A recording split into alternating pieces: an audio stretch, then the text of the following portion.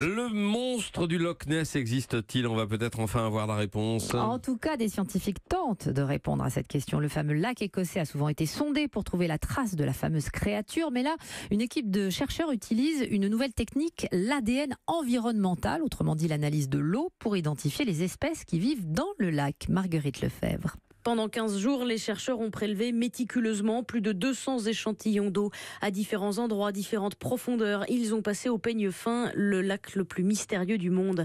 Tous ces petits flacons vont désormais être filtrés pour en extraire des fragments d'ADN. Ces fragments laissés par les animaux lorsqu'ils se déplacent dans le lac. Les scientifiques auront ainsi dans quelques temps une photo complète et précise des profondeurs du Loch Ness. Le néo-zélandais Neil Gemmell n'a pas hésité à traverser le globe pour piloter cette expérience en Écosse. Je ne crois pas spécialement au monstre du Loch Ness, mais j'ai envie de vérifier.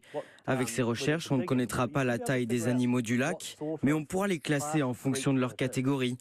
Si certaines créatures ressemblent par exemple à des reptiles, grâce à leur ADN, on pourra le confirmer scientifiquement. Reptiles marins, poissons géants ou simple illusion d'optique, les résultats de ces recherches apporteront une réponse aux théories les plus farfelues.